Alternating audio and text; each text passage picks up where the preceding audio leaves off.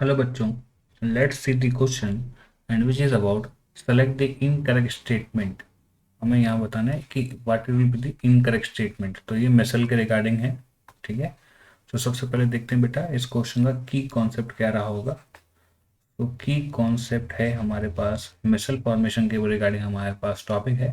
तो की कॉन्सेप्ट हमारे पास एसोसिएटेड कोलाइड, इसके रिगार्डिंग हमसे यहाँ पे क्वेश्चन पूछा हुआ है। एसोसिएटेड कोलाइड जिसमें हम बोलते हैं मिसल फॉर्मेशन। तो यहाँ मिसल के ऊपर हमारे पास यहाँ क्वेश्चन पूछा हुआ है और स्टेटमेंट वाइज क्वेश्चन है और हमें पूछा है करेक्ट स्टेटमेंट कौन सा होगा। तो पहला स्टेटमेंट है दैट मिसल्स आर मैक्रोमोलिक्यूल। तो जो मिसल्स हैं वो एसोसिएटेड कोलाइड्स हैं। So these are macromolecules. और सबसे पहले एसोसिएटेड कोलाइड की बात कर लें। ये एसोसिएटेड कोलाइड्स होते क्या हैं? That these colloid will behave as electrolyte। ये जो कोलाइट होते हैं ये इलेक्ट्रोलाइट की तरह बिहेव करते हैं, behave as electrolyte at low concentration, but after particular concentration,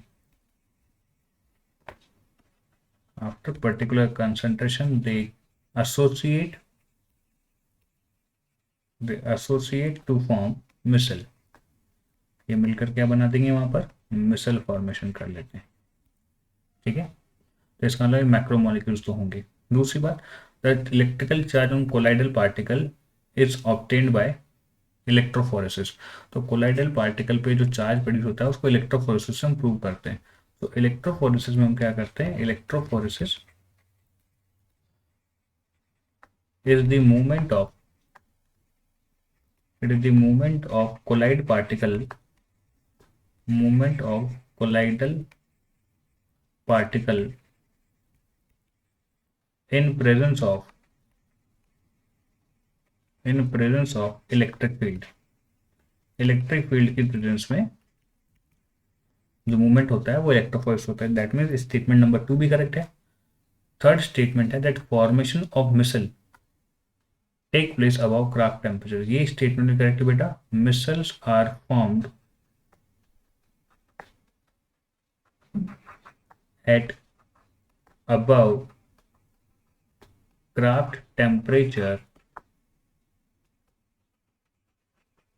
and critical micelle concentration. यानी जो मिसल फॉर्मेशन होगा एक सर्टेन लेवल ऑफ कंसंट्रेशन के बाद होगा, जिसको हम क्रिटिकल मिसल कंसंट्रेशन कहते हैं, which is represented as CMC।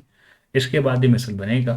तो इसका मतलब इन स्टेटमेंट से हम ये पॉइंट कंक्लूड कर सकते हैं बेटा that option number D is the incorrect option. और इसमें इनकरेक्ट ही पूछा है तो हमारा आंसर आएगा option number D. So I hope you understand it very well. Best of luck.